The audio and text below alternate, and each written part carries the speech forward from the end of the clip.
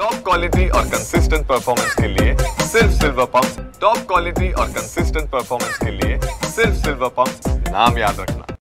खरं तर साहेबांच्या अनुपस्थितीमध्ये म्हणजे गेली काही महिने मराठा समाजाच्या आरक्षणाचा जो लढा आपण अनुभवतो आहोत आणि त्याच्यानंतर काही प्रमाणामध्ये किमान बीड जिल्ह्यात तरी निर्माण झालेला हा सामाजिक दुभंग खूप गंभीर आहे आणि साहेबांच्या अनुपस्थितीमध्ये किंवा या सामाजिक दुभंगाच्या पार्श्वभूमीवर साहेबांची अनुपस्थिती प्रकर्षाने जाणवते।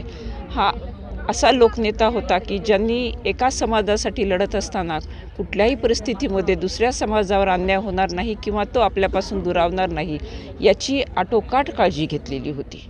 खरं तर 14 ऑगस्ट 2022 हा आमच्या सगळ्यांच्याच आयुष्यातला काळा दिवस आहे।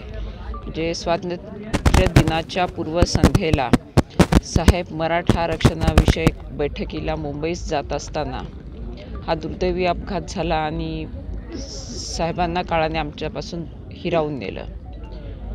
परंतु ज्या बैठकीसाठी साहेब जात होते त्या मराठा समाजाच्या आजही प्रलंबित असणाऱ्या मागण्या आणि साहेबांनी हयात ज्या गोष्टीचा पाठपुरावा केला ते म्हणजे जगाचं आराध्य दैवत असणाऱ्या छत्रपती शिवाजी महाराजांचं अरबी समुद्रातलं स्मारक, ज्याचं जलपूजन देशाच्या पंतप्रधानांच्या हस्ते पार पडूनही आजपर्यंत या स्मारकाला नाही। त्यामुळे साहेबांचं अधुरं स्वप्न पूर्ण करण्याची जबाबदारी जशी शिवसंग्रामची आहे तशीच या राज्यातील शासनकर्त्यांची आहे।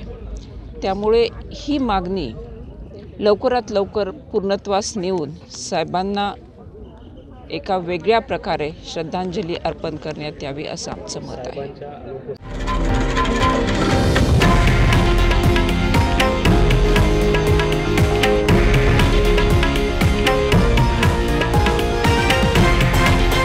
हे आहे देशातील नंबर 1 न्यूज नेटवर्क आणि आपण पाहत आहात TV9 मराठी, एकमेव।